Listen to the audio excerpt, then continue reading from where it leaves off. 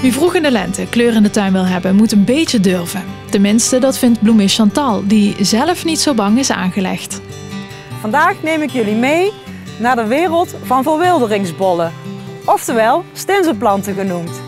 Je ziet het al, heel veel kleur in het vroege voorjaar. Verwilderingsbollen zijn in iedere tuin toe te passen. Hier zie je het in het groot, maar dit kan natuurlijk ook in een kleine tuin. Ze hebben niet veel nodig, dat zie je al bij deze boom, waar heel veel wortels onder zitten en zelfs groeit het hier.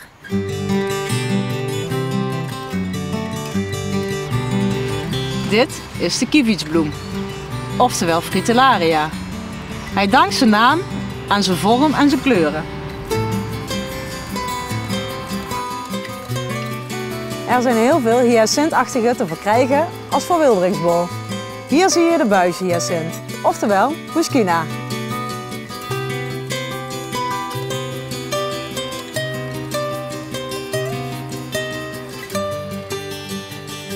Deze witte bloem is familie van het sneeuwklokje. Hij heet de Galanthus. Hij is heel sterk en bloeit heel erg lang.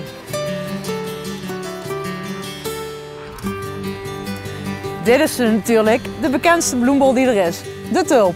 Maar dit is de wilde tulp. Je ziet het al, deze heeft een dunner steeltje. En het voordeel van deze wilde tulp is dat hij zichzelf vermeerdert in uw tuin. Waardoor u er heel lang plezier van heeft. Dit is natuurlijk ook een hele bekende, de narcis. De narcis doet het altijd goed als verwilderingsbol. De narcis is er in heel veel soorten te verkrijgen. En stiekem kun je ze ook nog af en toe in de vaas zetten.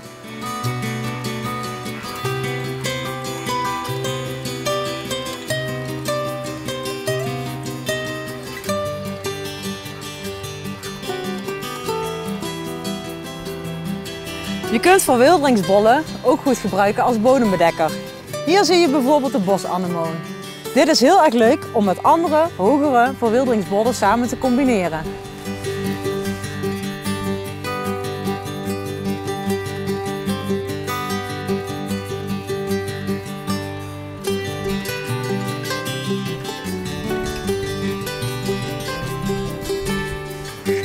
Wil je nu ook zo'n verwilderingsbollen in je tuin? Deze zijn meestal vanaf het najaar verkrijgbaar. Je kunt ervoor zorgen dat je al echt vroeg in het voorjaar verwilderingsbollen in bloei hebt, tot wat later in het voorjaar. Kijk daarom goed wat er allemaal verkrijgbaar is. Kijk naar wat je leuk vindt en naar je kleur. Maar in deze tijden, alles mag, zolang je het zelf maar leuk vindt.